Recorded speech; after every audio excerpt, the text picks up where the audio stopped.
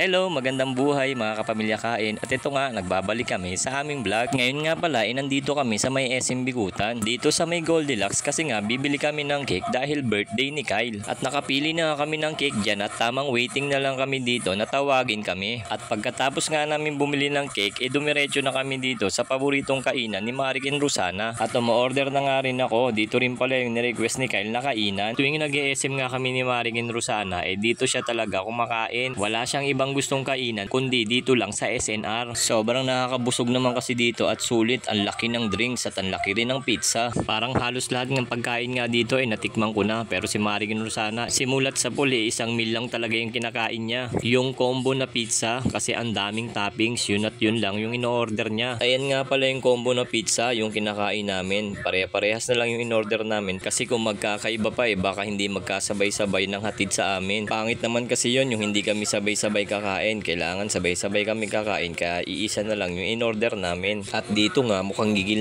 na si Maric and Rosana sa pizza niya.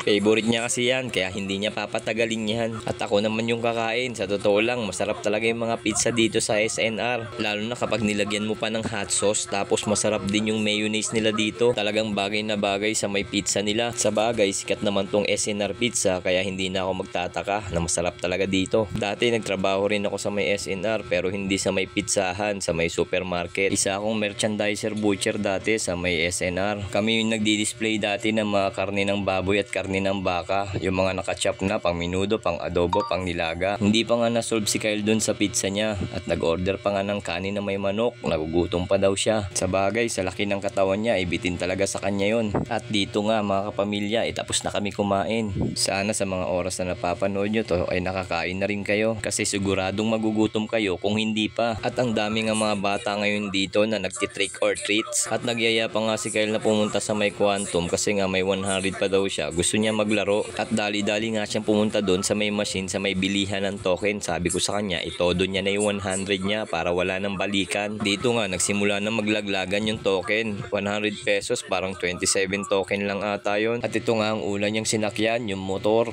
Gusto niya daw magmotor paglaki niya. Ang sarap maging bata, no? Walang iniisip kundi maglaro lang na maglaro. Kaya kayong mga bata, enjoyin niyo muna yung pagkabata niyo. Huwag kayong magmadaling lumaki. Kasi ako nung bata ako, yun ang iniisip ko. Gusto ko nang lumaki para mabili ko yung mga gusto ko. Pero hindi pala ganun kadali. Dahil sa paglaki mo, dun ka pala magsisimula sa hamon ng buhay. At dun ka mapapasabi na sana bata na lang ako uli. Kaya ikaw na bata, kung napapanood mo to, i-cherish mo muna yung moment na bata ka pa. Pero sundin mo rin yung mga utos ng magulang mo para hindi ka mapalo. Pati yung mga pangaral ng mga magulang mo sa'yo, isa puso't at isa isip mo dahil para sa'yo lahat yan. Dahil balang araw, yung mga pangaral sa'yo ng magulang mo, may isip mo na makakabuti pala sa'yo yun. Dahil kapag lumaki ka na, yung mga pangaral sa'yo ng magulang mo, papasok sa isip mo na tama sila. Dahil may kasabihan nga, papunta ka pa lang, pabalik na sila. Kumbaga lahat ng pangangaral sa'yo ng magulang mo, na-experience na nila yon. Kaya ayaw nilang mapasama ka. Kaya todo ang pangangaral nila sa'yo. Kaya kung ikaw bata at pinapangaralan ka ng magulang mo, huwag maging masama ang loob mo dahil para sa'yo yan pagdating ng panahon. So paano mga kapamilya kain? Hanggang dito na lang muna ang vlogs namin. Huwag nyo sanang kalimutan i-share ang mga video. Salamat! Paalam!